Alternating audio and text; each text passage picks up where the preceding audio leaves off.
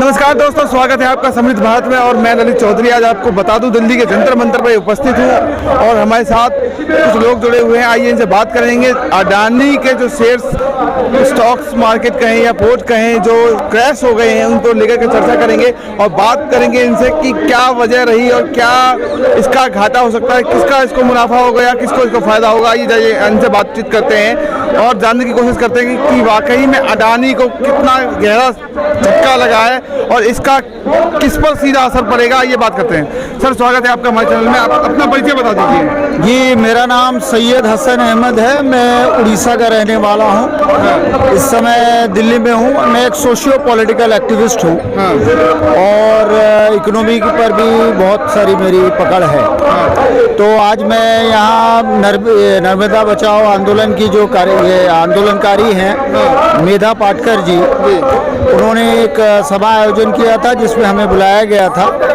तो मैं वहाँ पे आया हुआ हूँ। तो भारत की जो आज परिस्थिति चल रही है हिंदू मुसलमान की, और उसके बाद जैसे संविधान को ख़त्म करने की और गणतंत्र को किस तरह से ख़त्म करने की, लोकतंत्र को ख़त्म करने की, लेकिन जिस प्रकार से अभी आर्थिक व्यवस्था को लेकर के एक बहुत गहरा झटका लगा है अडानी जी को। अडानी के पोर्ट्स सदमे में, अडानी के पोर्ट्स जो है घाटे में चले गए हैं, अडानी के स्टॉक्स क्रैश हो गए हैं, अडानी जी की शेयर्स क्रैश हो गए हैं, उनकी संपत्ति को लेकर बड़ा झटका लगा है अडानी जी को। क्या कहना चाहेंगे उसको लेकर के? जी, मैं बस इतना ही कहना चाहूँगा। सबसे पहले तो हम देखें कि इससे आज से कुछ 1 साल पहले आपको शायद पता होगा जब अडानी जी, गौतम अडानी जी के पोर्ट पर, गुजरात के पोर्ट पर 30,000 करोड़ का ड्रग्स मिला था, ठीक है ना। उस वक्त हमारी ये जो भांड मीडिया है, गोदी मीडिया है, ये जो तथाकथित जो मोदी जी के अपने लिए हुए चैनल्स हैं, इन्होंने उस पर कोई एक पैसे का डिबेट नहीं किया। 30,000 करोड़ का ड्रग्स अगर भारत में घूम गया तो कितने लोगों को, कितने इसको बर्बाद करेगा, ये तो सबसे पहली बात है। दूसरी बात ये है कि ये जो ढकोसला दिखाया जा रहा है कि अडानी जी जो है खसारे में चले गए हैं या कुछ भी हो रहा है, नुकसान। आपको नहीं लगता अडानी जी को नुकसान हुआ है? कोई किस्म का नुकसान नहीं हुआ। अच्छा, कोई नुकसान नहीं हुआ। सिर्फ भारत के किसानों का हुआ है, मजदूरों का हुआ, भारत की जनता का हुआ है। अडानी जी को कोई नुकसान नहीं हुआ। ये एक तो भ्रम फैलाया जा रहा है। जब अडानी को नुकसान होता तो भारत के चैनलों को कैसे खरीदते? एनडीटीवी को भी उन्होंने खरीद लिया और सारे चैनल पे उनका शेयर है। ये सब इतने पैसे कहाँ से आ रहे हैं? अरबों रुपए डूब गए अडानी जी के और आप कहते हैं कि कोई नुकसान नहीं हुआ। अच्छा, अगर अरबों रुपए डूब गए तो हमको दिखने तो चाहिए, वो थे ही कहाँ? आपने देखे थे क्या? किसी ने नहीं देखा। ये एक झूठ है, एक भ्रम जाल है जो फैलाया जा रहा है, क्योंकि अब वो बुरी तरह से फंस चुके हैं। ये इंटरनेशनल लॉ है, ये अंतर्राष्ट्रीय नियम है कि आप जो है कोई भी जो इंडस्ट्रियलिस्ट होगा, कैपिटलिस्ट होगा, वो कभी भी कोई भी मीडिया चैनल को यानी पत्रकारिता को नहीं खरीद सकता। आज भारत की जो मतलब गणतंत्र की जो चौथा पिलर है, 4th पिलर है गणतंत्र का, उसको उन्होंने खरीद लिया। इसका आप समझ सकते हैं कि भारत किस कदर गर्त में जा रहा है। अरे अर्थव्यवस्था मजबूत हो रही है भारत की और आप कह रहे हैं भारत गर्त में जा रहा है। कैसे आप कह सकते हैं? भारत की जीडीपी महान अकबर सम्राट के समय में +24 में थी, आज -24 में चली गई है ना। हम देख सकते हैं जो तथाकथित आज़ादी का नाम लेते हैं, 1947 से पहले भारत में जो 15 अगस्त 1947 से पहले भारत का 1 रुपया अमेरिका के $13 के बराबर होता था। तथाकथित हमें आज़ादी जो मिली है, आज़ादी के बाद जो है 16 अगस्त को हमारा रुपया घटकर जो है $1 ₹13 के बराबर हो गया। लेकिन 2014 से अब तक अगर देखा जाए तो मोदी जी की सरकार में अर्थव्यवस्था मजबूत हुई है भारत की। इतनी मजबूत हुई है कि 55 का जो तेल था वो 110 में पहुंच गया। अच्छा। और डीजल जो था 30-40 का था वो आज 90-100 में वो भी पहुंच गया। डीजल पेट्रोल दोनों को मिला दिया गया। और बेरोजगारी, महंगाई इतनी बढ़ गई कि मत पूछिए। आप कहते हैं ये जो है महंगाई को या इन्फ्लेशन को अगर आप विकास कहते हैं तो इसमें विकास हुआ है, इसमें कोई शक नहीं। तो अभी आपने देखा नहीं कि अडानी जी को जो झटके लगे हैं अरबों रुपए के, तमाम टीवी चैनलों की अगर बात करें या अखबारों की बात करें तो विज्ञापनों से छपे पे विज्ञापनों से भरा हुआ है। अडानी जी के जो अरबों रुपए डूब गए हैं, उसके नुकसान की चर्चाएं हो रही हैं। हिडनबर्ग की रिपोर्ट से ये सब सामने आया है कि कितने करोड़ का नुकसान हुआ है अडानी जी को, और आप उनकी नुकसान की बातें नहीं बोल रहे हैं, कुछ और बातें बोल रहे हैं। बता रहा हूँ कि जब हिडनबर्ग हो या यूनिसेफ हो, यूनाइटेड नेशन हो, जब ये कहती है कि भारत हंगर इंडेक्स में टॉप में पहुंच गया, तब ये मीडिया तो नहीं दिखाती। तो उनकी खरीदी हुई मीडिया है ना, तो वो एक परसेप्शन चलाएगी। क्योंकि अब ये विरोध जो है बुरी तरह से हो रहा है। संजय सिंह भी विरोध कर रहे हैं, सारे विपक्षी दल जो है, विपक्ष तो नहीं कहूँगा, विरोधी दल जो है वो इसको सवाल उठा रहे हैं। इसलिए जो अडानी जी आज नहीं, बहुत पहले से ही वो तो शक के घेरे में, वो तो ईवीएम में गड़बड़ी करा के अपनी ईवीएम कंपनी बनवा के, ईवीएम बनवा के मोदी जी को जिता के इसी मकसद से लाए हैं कि वो अपना जो है कारोबार चला सके। इसके लिए उन्होंने रेल खरीद लिया। ट्रेन में आप देख सकते हैं अडानी जी का नाम है, अडानी ग्रुप का ट्रेन चल रहा है। आप कहते हैं कि खसारे में जा रहे हैं, कहीं ना कहीं अडानी जी के जो पैसे डूबे हैं, उससे जो तमाम LIC, SBI जैसी तमाम सरकारी कंपनियां जो हैं, उनको गहरा नुकसान पहुंचा है। उसका कहीं ना कहीं देखा जाए तो सीधा असर जो है जनता के साथ, जनता के ऊपर पड़ रहा है। तो क्या वाकई में देश की अर्थव्यवस्था बिगड़ रही है? बिगड़ गई है। 1914 के बाद तो बहुत ज्यादा ही बिगड़ गई है। लेकिन सरकार कह रही है कि देश पराक्रम कर रहा है। हाँ, तो बोलने में तो मोदी जी, देखिए मोदी जी की जो सरकार है या मोदी जी जो लीडरशिप कर रहे हैं, उसमें तो साफ साफ दिखाई देता है उनकी जो बुनियाद है वो झूठ पर है।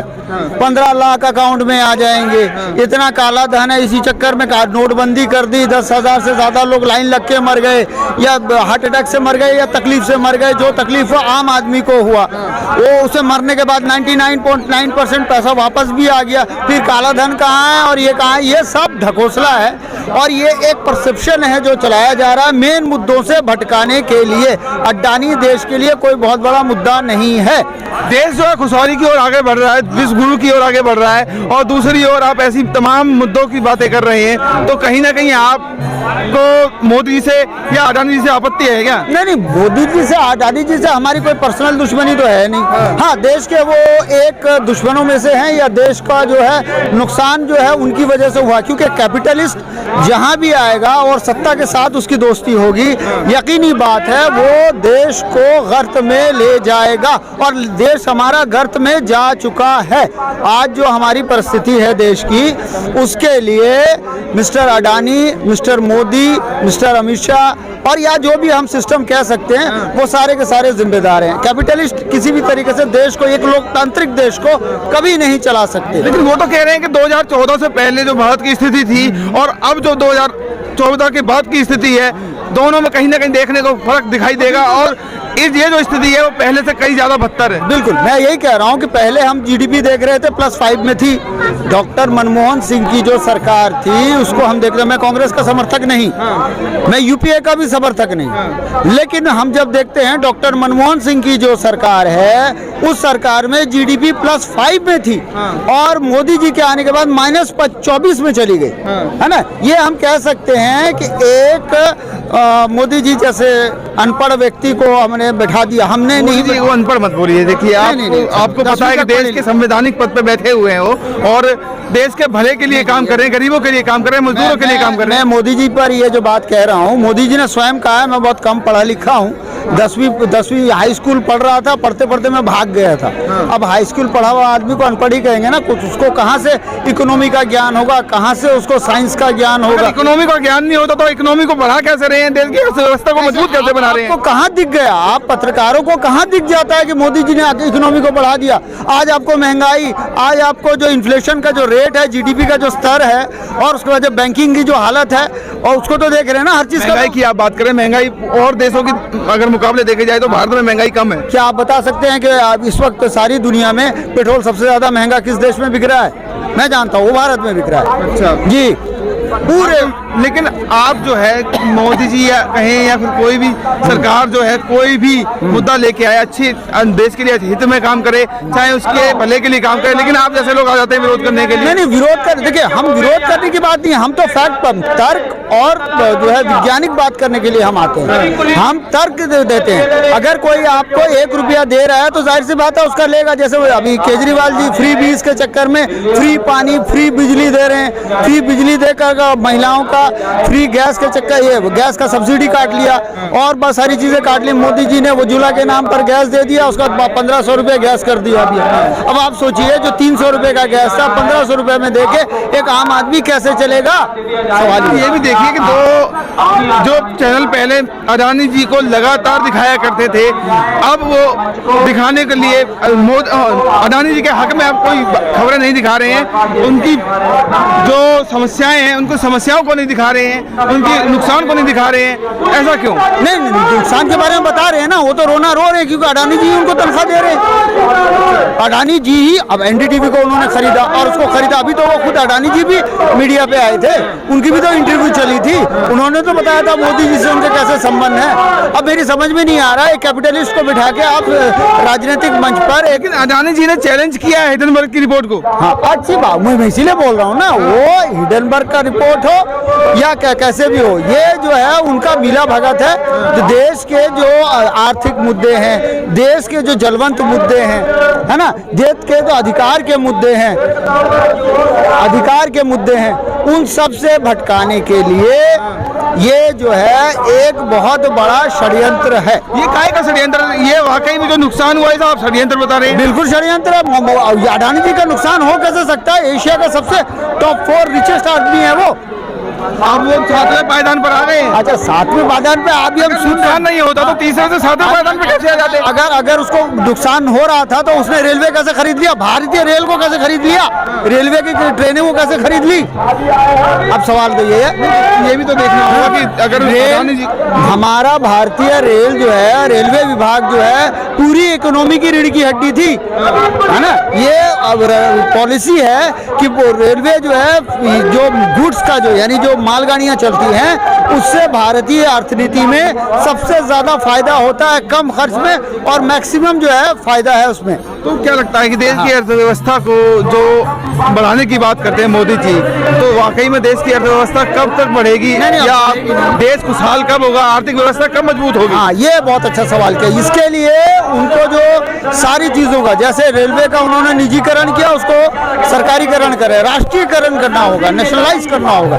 बैंकों को, इंदिरा गांधी ने बैंकों को नेशनलाइज किया था, तो इनको भी बैंकों को सबको, और अडानी अंबानी और जितने भी इनके पूंजीपति मित्र हैं सबको जो है नेशनल राष्ट्रीयकरण करना होगा, क्योंकि इन्होंने कोई भी मेहनत से नहीं कमाया, यही गरीब मजदूर के पसीनों को चूस कर इन्होंने बनवाया हुआ है, ये हमारा कहना है। तो ये थे सैयद हसन जी, जिन्होंने अपनी बातों को बताया और बताया देश की अर्थव्यवस्था को लेकर के क्या कुछ सुधार हो सकता है, अडानी जी के नुकसान से क्या किस पर सीधा असर पड़ने वाला है, और कहीं ना कहीं इनकी बातों को देखकर आपको भी लगता होगा। अगर अपनी बातों को हमें बताइएगा, अपनी राय जरूर दीजिएगा। वीडियो अगर अच्छी लगी हो तो लाइक, सब्सक्राइब, शेयर जरूर कीजिएगा। कमेंट बॉक्स में जाकर अपनी राय जरूर दीजिएगा। तब तक के लिए बने रहिए हमारे साथ। कैमरामैन प्रवीण के साथ मैं ललित चौधरी, समित भारत से।